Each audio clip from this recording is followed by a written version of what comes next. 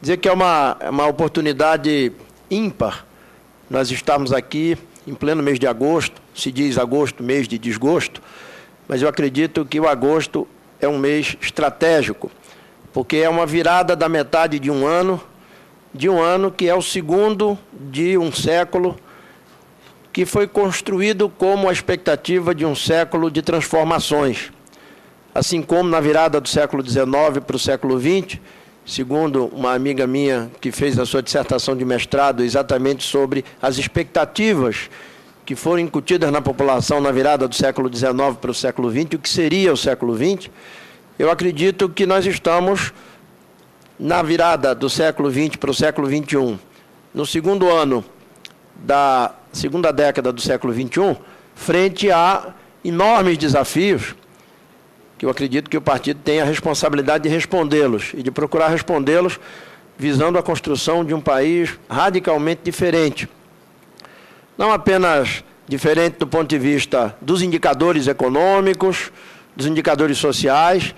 mas profundamente diferente do ponto de vista dos valores que constroem e consolidam a vida em sociedade. A discussão, ela só vai ter um caráter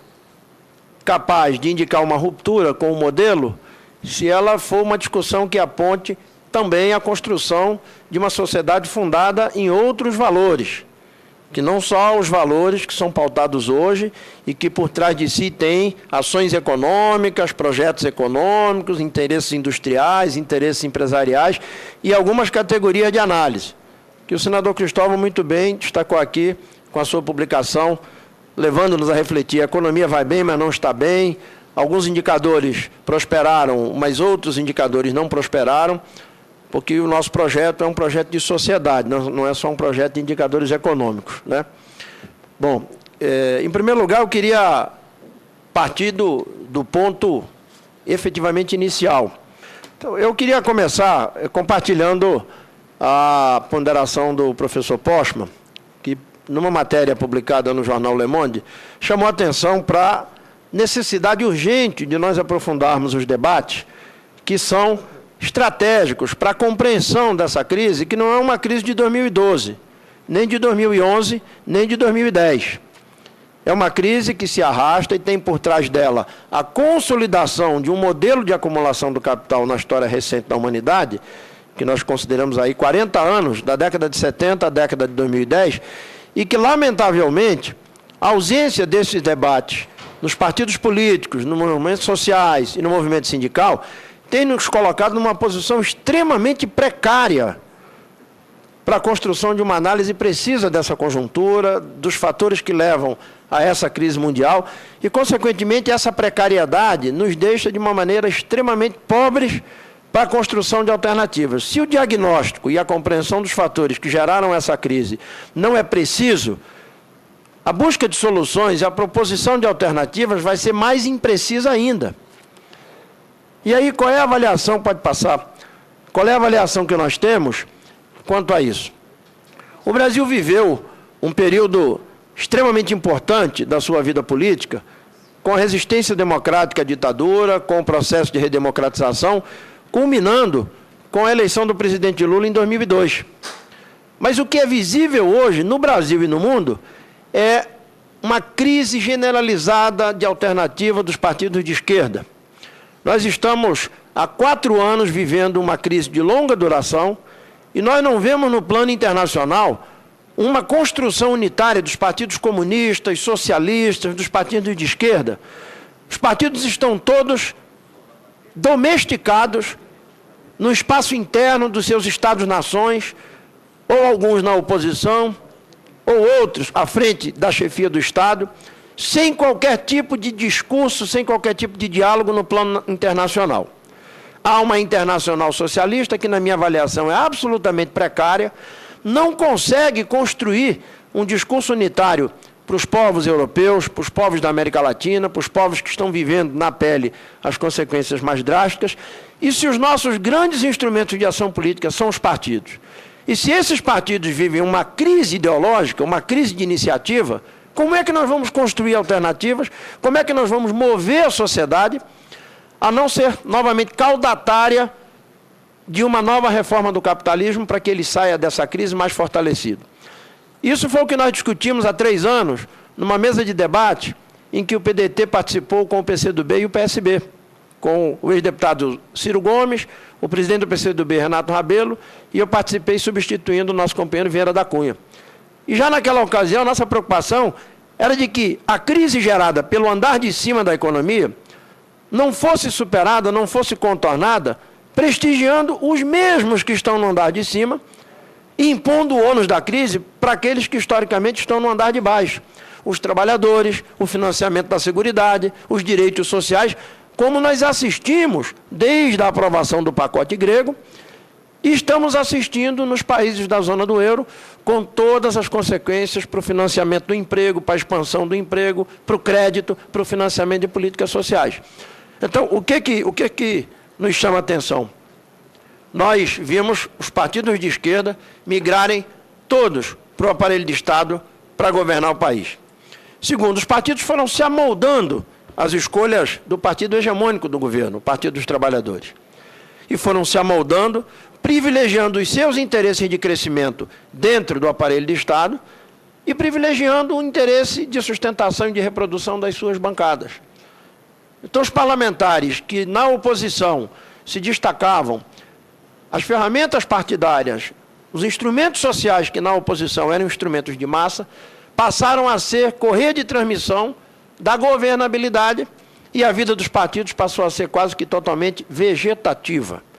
E olha que vegetativamente há cidadãos que ficam décadas na cama de uma residência ou na UTI de um hospital, continuam vivos, mas para o que se espera do que seja uma vida produtiva, feliz, não há nenhum sinal de vida. E aí esses partidos vão se submetendo às opções de curto prazo. E se rendem a algumas categorias de análise da crise, de enfrentamento da crise, que são herdadas dos governos anteriores. Eu comentava aqui com o Valderi, nós estamos há 13 anos submetidos a uma lógica de combate à inflação herdada do governo de Fernando Henrique Cardoso, ditada de fora para dentro do país, que é a lógica de que a inflação no Brasil ela é de demanda e que o instrumento para combater a demanda é o manuseio da política monetária e que a dosagem é uma taxa de juros combinada com a contenção do crédito. Contraditoriamente, há 4 anos, o presidente Lula foi forçado a mudar a cartilha de cabeça para baixo e a adotar medidas contracíclicas para retomar o aquecimento da economia, algo que podia ter sido feito desde 2003, mas não foi pela adoção da política conservadora e da submissão a essas categorias. A inflação é de demanda, a forma de combater a demanda é o recurso à taxa de juros, é o contingenciamento orçamentário, e nós estamos em 2012 e acabamos de aprovar uma lei de diretrizes orçamentárias para 2013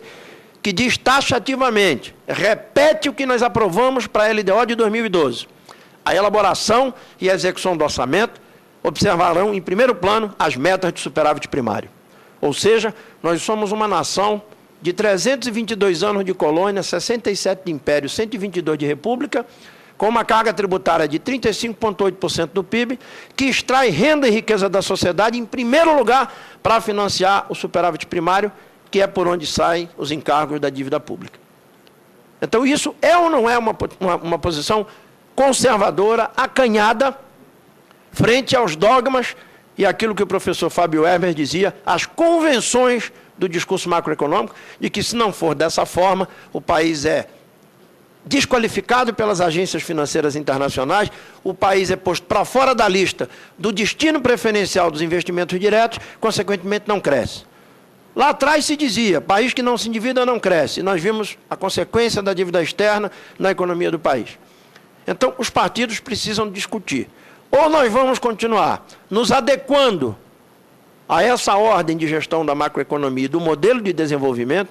ou nós vamos bater a mão no peito e dizer que é chegada a hora de construir rupturas para um outro modelo de desenvolvimento e para outros fundamentos que indicam a vida em sociedade. O nosso partido, eu já reiterei isso, o Valderi também me parece que vai tratar disso, tem no seu artigo 1º uma posição muito clara sobre o que é desenvolvimento, qual é o fundamento do partido, a que serve um partido, quais são seus compromissos. E eu destacaria do final do artigo 1º do Estatuto do PDT a compreensão clara que, para o nosso partido, só o trabalho e o conhecimento são fontes legítimas de produção de riqueza. Só por essa lógica, nós já estamos dissonantes de um modelo macroeconômico que, pelo menos desde 1999, privilegia uma forma de multiplicação da riqueza dissociada do trabalho e da produção, que é a financiarização do orçamento,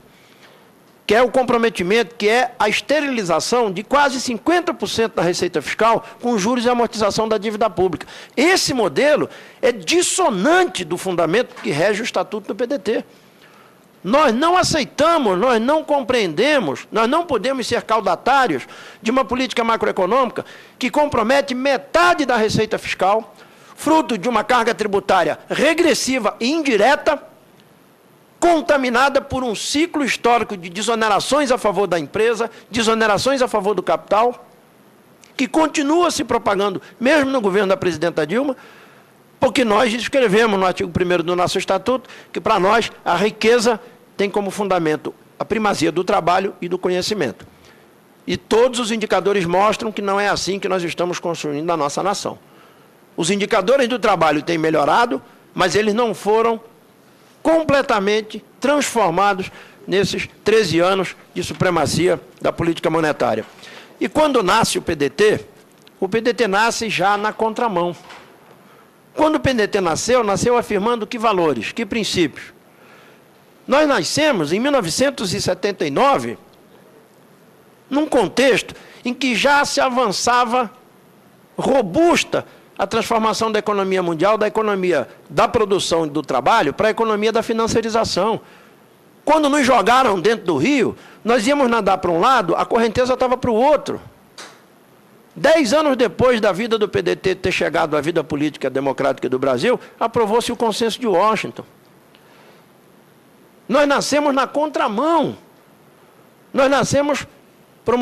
promovendo uma concepção de desenvolvimento, de política, de patrimônio, de soberania e de nação, completamente estupradas pela lógica do neoliberalismo. Não há mais espaço para os Estados nacionais, os bancos centrais têm que seguir políticas unitárias de estabilidade monetária, não pode haver barreiras ao livre trânsito dos capitais, mas ainda hoje a barreira ao livre trânsito dos trabalhadores.